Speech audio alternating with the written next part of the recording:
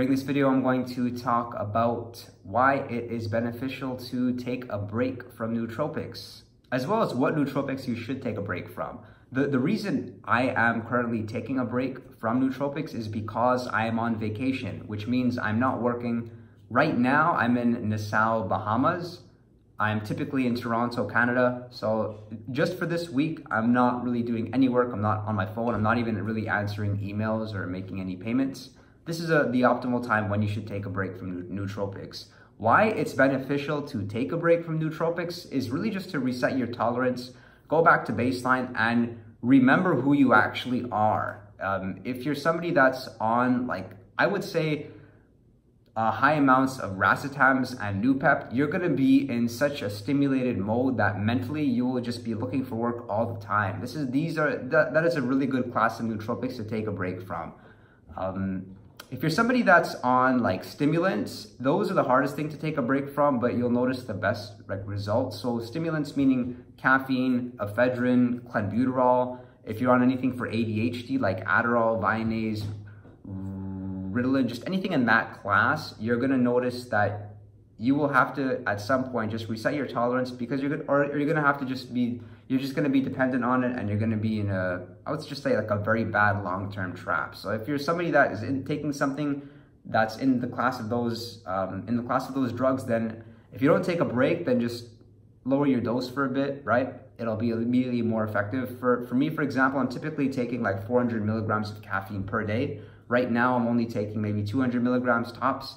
But in essence, the really cool thing about taking a break from the nootropics is not only do they become effective again, but you really just remember who you actually are. I remember a time when I was taking like massive amount of Pepped. I was taking maybe like 80 milligrams to 100 milligrams per day. And really just because I didn't know much better, this is maybe 7 or 8 years ago, and I did that pretty much for a year, and I didn't notice until afterwards that when I took a break, just how damn effective this stuff is. When you're taking a lot of Pepped, man, it's good. I'll see if I can find a link for you guys and put it in the description box as far as where to purchase it. But when you're taking that much Pepped, you're just immediately like focused. You're looking at your priorities. You're driven. You're ambitious to the extent that like your social life really become like it's just put to a side. You don't really experience those normal emotions of like feeling lonely or needing to have a social life, or just anything, like foods you enjoy, experiences you enjoy. You're just in such a work mode. So if you're on Pepped, definitely take a break. That's, I would say, of the Racetams, besides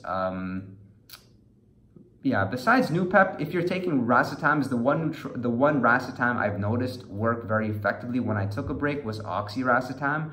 Racetam, it's a little bit more stimulating than the other Racetam. So Paracetam, Aniracetam, Pramiracetam, and then Racetam, those are my favorite 4.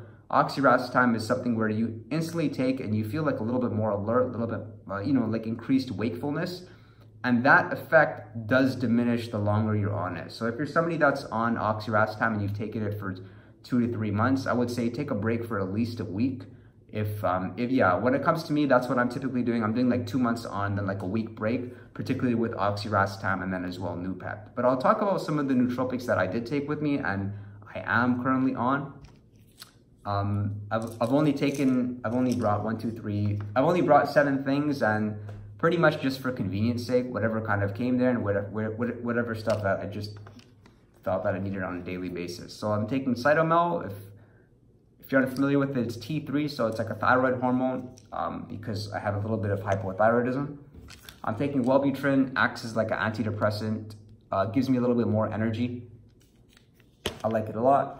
Caffeine and L-theanine, love the stuff. It's basically caffeine without the negative side effects. You really just feel present, kind of like in a walking meditation. You get like a boost of energy. I like this stuff a lot.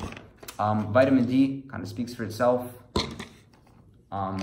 Glucosamine, I like glucosamine a lot. If you're somebody like me with like small bones, but who does work out, like just a small frame, I mean, you can even see my face, right?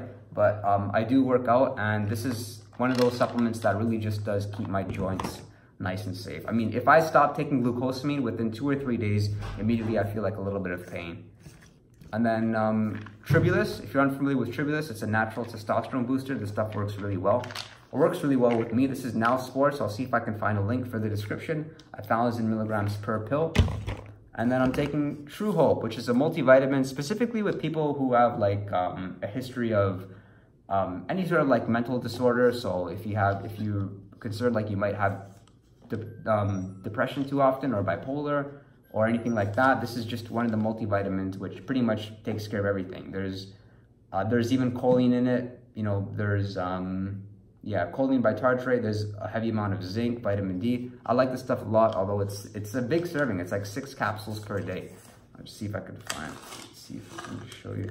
Like, you know, like big capsules too. But check it out. I'll see if I can find a link for you and put it in the description box as well. Hope that was helpful, guys. It's definitely a good idea just to take a break from nootropics here and there and just remember who you are and reset your tolerance and really get the most bang for your buck that way. Hope you guys found that helpful, and I look forward to seeing you all next time.